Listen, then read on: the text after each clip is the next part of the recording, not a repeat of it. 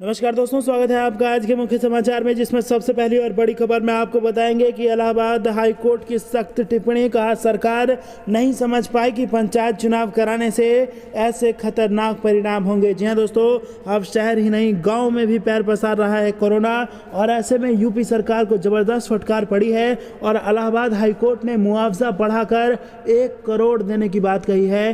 पंचायत चुनाव में जिन शिक्षकों की ड्यूटी लगी थी और जिनकी जान चली गई, उनको 1 करोड़ मुआवजा दिया जाए, ये बड़ा सुझाव दिया है इलाहाबाद हाईकोर्ट ने। दूसरी बड़ी खबर में जिक्र होगा कि राहुल गांधी का मोदी सरकार पर हमला।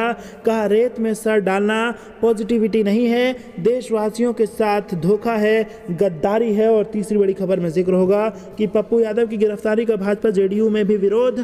पूर्व मंत्री बोले सारण डीएम और भाजपा के सांसद पर होनी चाहिए कार्रवाई। दोस्तों, हर एक खबर की गहराई में आपको ले जाएंगे, लेकिन उससे पहले अगर आप भी मोदी सरकार की नीतियों का खुलकर विरोध करते हैं तो आप अभी इस वीडियो को लाइक कीजिए और इस लाल बटन को दबा के चैनल को फ्री में सब्सक्राइब करके घंटी बजाकर कमेंट में लिखिए जय हिंद। तो करते हैं पहली बड़ी खबर की तरफ। इलाहाबाद हाई कोर्ट की सख्त टिप्पणी। कहा सरकार ना समझ पाई कि पंचायत चुनाव कराने के ऐसे खतरनाक परिणाम होंगे। जी हां दोस्तों, उत्तर प्रदेश सरकार को फिर से हाई कोर्ट ने सख्त टिप्पणी करते हुए बड़ा झटका दिया है। उत्तर प्रदेश के गांव में कोरोना वायरस के बढ़ते संक्रमण को देखते हुए इलाहाबाद हाई कोर्ट ने एक सख्त टिप्पणी की है। हाई कोर्ट में एक याचिका की सुनवाई के दौरान कोर्ट ने कहा कि सरकार और चुनाव आयोग विधानसभा एवं पंचायत चुनाव के विनाशकारी परिणामों को समझने में नाकाम रहे।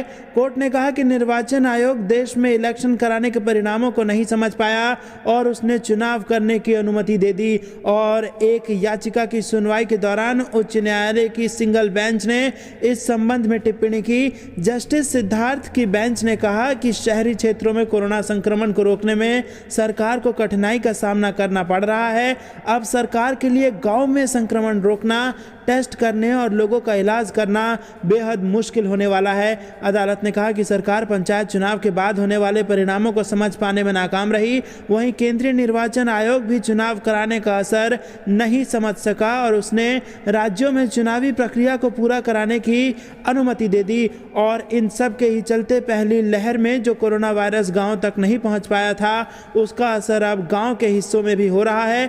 बता दें कि इलाहाबाद हाईकोर्ट ने इससे पहले भी प्रदेश में कोरोना के बढ़ते संक्रमण को देखते हुए सरकार को लॉकडाउन लगाने समेत तमाम सुझाव दिए थे। कई बार सरकार के अधिकारियों को कोर्ट ने फटकार भी लगाई।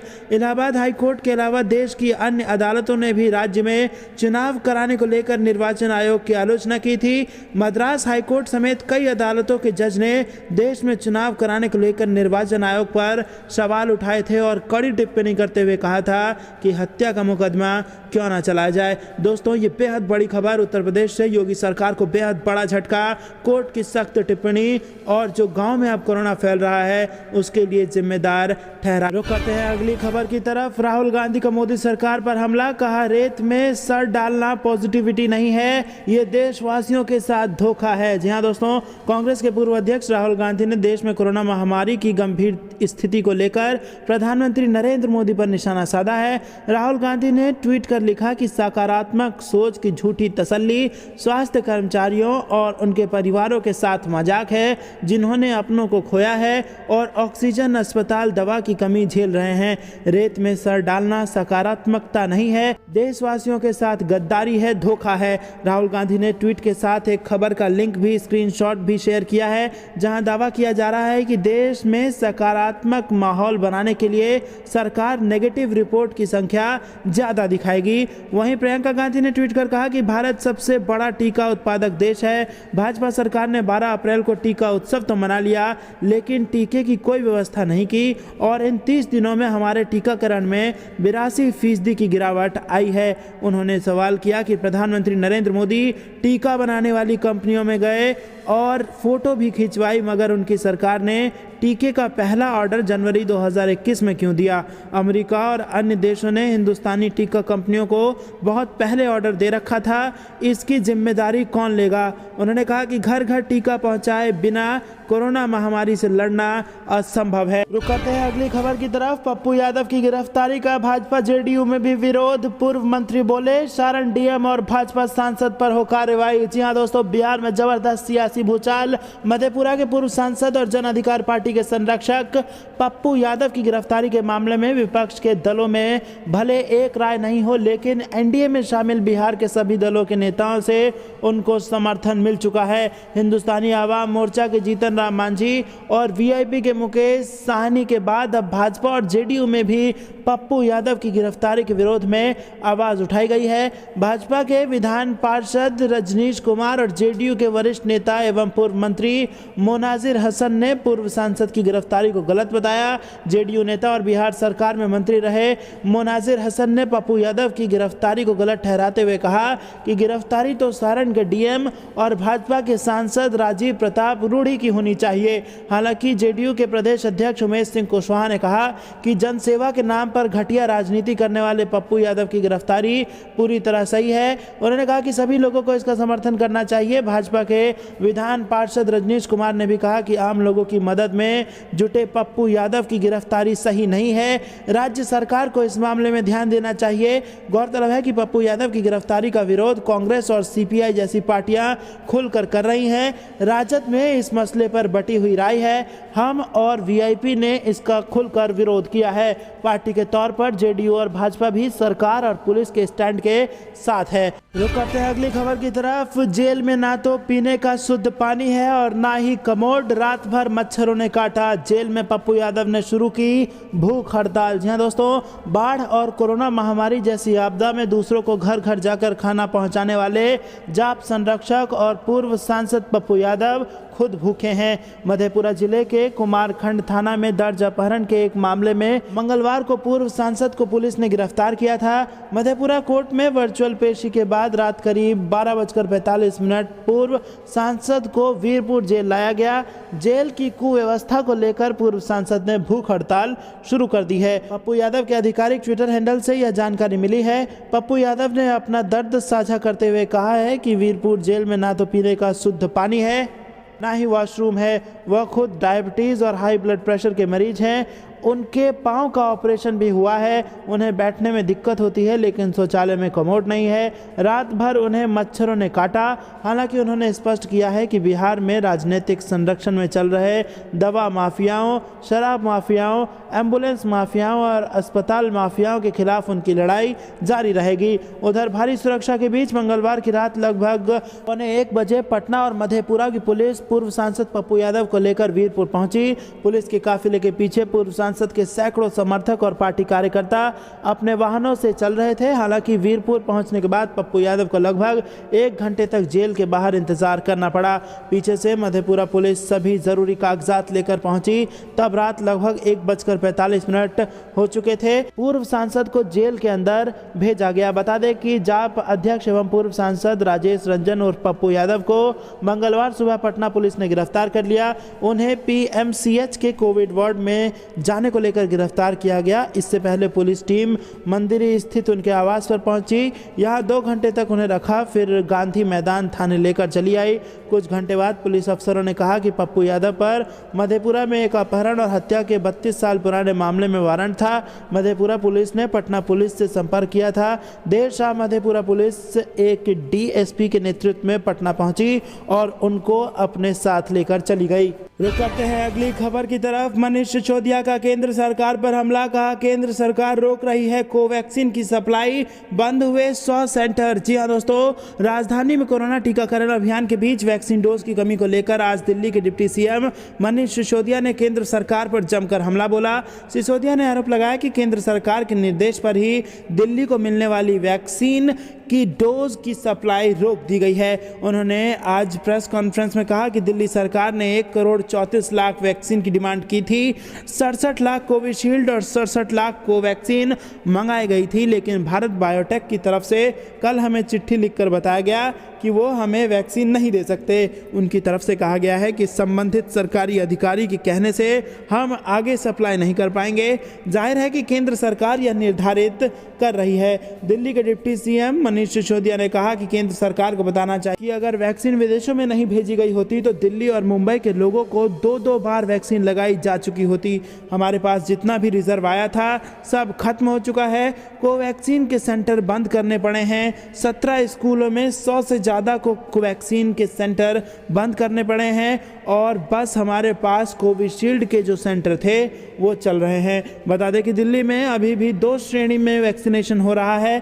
पहली श्रेणी में health care worker, frontline worker और 45 साल से अधिक उम्र के लोगों को वैक्सीन लगाई जा रही है। इसी श्रेणी के लिए दिल्ली को अभी तक 43,20,490 वैक्सीन मिली है। दिल्ली में 11 मई की सुबह तक इनमें से 39,22,000 वैक्सीन लगाई जा चुकी है और 3,98,000 शेष वैक्सीन उपलब्ध है। इसके अलावा 18 से 44 वर्ष के लोगों के वैक्सीन के लिए दिल्ली को अभी तक कुल 5.5 लाख डोज मिली है, जिसमें कोवैक्सीन की 1.5 लाख और कोविशील्ड की 4 लाख डोज शामिल है। इनमें से सोमवार की शाम तक 3.5 लाख वैक्सीन लगाई जा चुकी है और 2,19,000 डोज मौजूद थी।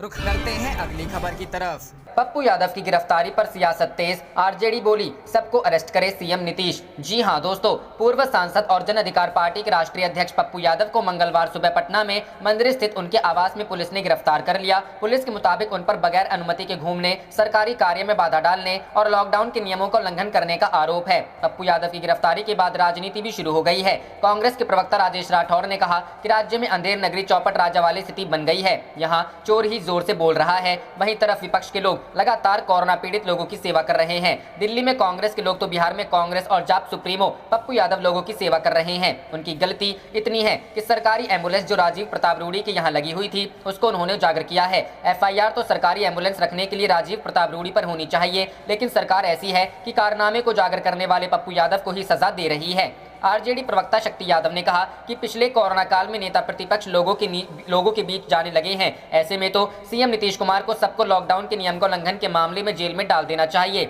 सरकार इस समय अपनी नाकामियों को छुपाने के लिए कुछ भी कर सकते हैं। वहीं जेडीयू के प्रवक्ता सुहेली मेहता ने कहा कि लॉकडाउन का कानून सबके ऊपर लागू है। पप्पू यादव की गिरफ्तारी का मामला लॉकडाउन से जुड़ा हुआ है। कानून से ऊपर कोई नहीं होता है और कानून सबके लिए बराबर है। रुख करते हैं अगली खबर की तरफ। राहुल गांधी ने फिर मोदी सरकार पर साधा निशाना, कहा नदियों में शव बह रहे हैं लेकिन पीएम को सेंट्रल विस्टा के सिवा कुछ दिखता ही नहीं। जी हां दोस्तों, राहुल गांधी लगातार केंद्र सरकार पर लगातार हमला बोल रहे हैं। उत्तर प्रदेश और बिहार के कुछ इलाकों से कोरोना संकट काल में नदियों में शवों के तैरने की तस्वीरें सामने आई है। मंगलवार को राहुल गांधी ने इसी मुद्दे के जरिए केंद्र सरकार पर एक बार फिर हमला किया। राहुल ने ट्वीट में लिखा, नदियों में बहते अनगिनत शव, अस्पतालों में लाइनें, मीलों तक जीवन सुरक्षा का छीना हक। पीएम वो गुलाबी चश्मे उतारो जिससे सेंट्रल विस्टा के सिवा कुछ दिखता ही नहीं। केंद्र सरकार की महत्वाकांक्षी सेंट्रल विस्टा परियोजना लगातार विवादों में गिरती नजर आ रही है। दिल्ली में इस परियोजना पर काम चल रहा है, लेकिन इसे रोकने की मांग कोरोना काल के दौरान बढ़ रही है। सुप्रीम कोर्ट में पिछले शुक्रवार को इस मामले की सुनवाई हुई। याचिकाकर्ता ने कहा है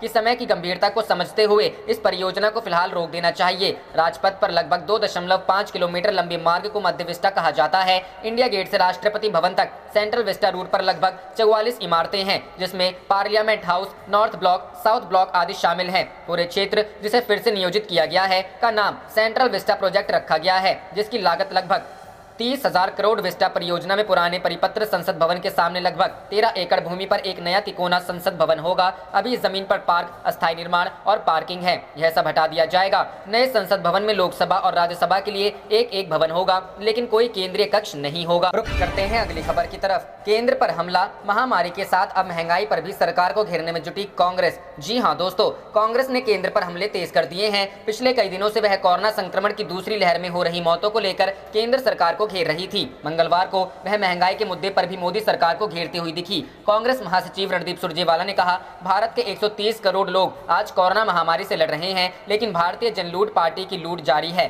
5 राज्यों में विधानसभाओं के चुनाव खत्म होते ही भाजपा सरकार का तेल की लूट का खेल दोबारा से शुरू हो गया है। मोदी सरकार ने पिछले 8 दिन में पेट्रोल 1.40 रुपए और डीजल को 1.63 रुपए प्रति लीटर महंगा कर दिया है। सुरजेवाला ने आरोप लगाया कि सस्ता पेट्रोल डीजल देने के वायदे पर सत्ता में आई मोदी सरकार पेट्रोल और डीजल की कीमतों को बढ़ाने के लिए कच्चे तेल की अंतर्राष्ट्रीय कीमतों के बढ़ने की झूठी बहानेबाजी करती है। सच्चाई ये है कि कच्चे तेल की अंतर्राष्ट्रीय कीमतें कांग्रेस के समय से 1/4 कम है। इसके बाद भी मोदी सरकार ने पेट्रोल डीजल पर उत्पाद शुल्क को बार बार बढ़ाकर जनता का तेल निकाल दिया है। सरकार जानबूझकर लोगों को परेशान कर रही है। 2014 में दाम 71 रुपए व आज 92 रुपए लीटर रिकॉर्ड की बात है कि 26 मई 2014 को जब प्रधानमंत्री नरेंद्र मोदी ने सत्ता संभाली थी, तब भारत की तेल कंपनियों को कच्चा तेल 108 अमेरिकी डॉलर प्रति बैरल मिल रहा था, जो तत्कालीन डॉलर रुपया के अंतर्राष्ट्रीय भाव के अनुसार 6,330 रुपए प्रति बैरल बनता है, जिसका अर्थ है तेल लगभग 40 रुपए प्रति लीटर के भाव पर पड़ रहा था। उस समय पेट्रोल व डीजल क्रमशः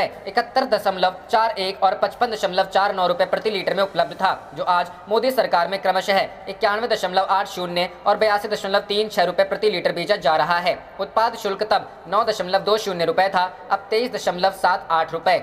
सुरजेवाला के मुताबिक जब मई 2014 में मोदी ने सत्ता संभाली तो पेट्रोल और डीजल पर 9.20 रुपए प्रति लीटर और 3.46 रुपए प्रति लीटर पर था, जिसमें भाजपा सरकार द्वारा पेट्रोल पर 23.78 प्रति लीटर और डीजल पर 28.37 रुपए प्रति लीटर की बढ़ोतरी की गई थी। यह यूपीए की तुलना में क्रमशः 258 और 820% ज्यादा है। वर्ष 2014-15 से वर्ष 2020-21 तक 6.5 वर्षों की अवधि के बीच केंद्रीय भाजपा सरकार ने 12 बार पेट्रोल और डीजल पर करों में वृद्धि की और जनता से 6.5 साल में 21.50 लाख करोड़ रुपए वसूले हैं। मोदी सरकार ने कोरोना काल में तो पेट्रोल डीजल कीमतों में बार बार बढ़ोतरी कर मुनाफाखोरी व शोषण के सभी हदों को पार कर दिया है। कोरोना काल में ही पेट्रोल पर 13 रुपए और डीजल में 16 रुपए प्रति लीटर एक्साइज ड्यूटी बढ़ाई गई है।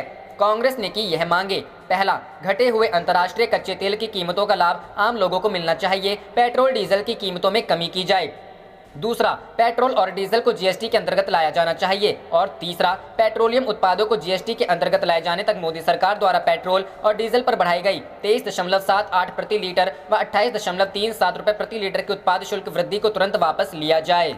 रुख करते हैं अगली खबर की तरफ। पंचायत चुनाव के बाद भाजपा में गहराई गुटबाजी, क्षेत्र से लेकर जिला इकाई के सिर फोड़ा जा रहा हार का ठीकरा। जी हां दोस्तों, पश्चिमी उत्तर प्रदेश में त्रिस्तरीय पंचायत चुनाव के बाद भाजपा में गुटबाजी और ज्यादा गहराने लगी है। जिला पंचायत चुनाव में मिली करारी हार का ठीकरा क्षेत्रीय कमेटी से लेकर जिला कमेटी ही नहीं, जनप्रतिनिधियों और अन्य नेताओं पर भी फोड़ा जा रहा है। भाजपा पंचायत चुनाव को लेकर करीब 1.5 साल से तैयारी कर रही थी, लेकिन नतीजा उसकी उम्मीदों के बिल्कुल विपरीत निकला। इसका बड़ा कारण अति आत्मविश्वास, संगठन स्तर पर कमजोरी, जनप्रतिनिधियों को लेकर जनता के बीच पैदा हो रही नाराजगी मुख्य कारण रही सही कसर प्रत्याशी चयन ने पूरी कर दी। सिफारिशों के दम पर ऐसे प्रत्याशी मैदान में उतार दिए गए जिनकी कोई पहचान क्षेत्र में नहीं थी। भाजपा की हार के पीछे होमवर्क की कमी रही। वार्ड परिसीमन से लेकर आरक्षण तक भाजपा ने कोई होमवर्क नहीं किया। अमर उजाला ने वार्ड परिसीमन होने के बाद ही आगाह कर दिया था कि यह परिसीमन सपा सहित अन्य विपक्षी दलों के पक्ष में जा रहा है। इसके बाद रही सही कसर आरक्षण ने पूरी कर दी। इसके बाद जब प्रत्याशी चयनित हुए तो तमाम दबावों को स्वीकार कर मान्यता प्राप्त प्रत्याशियों को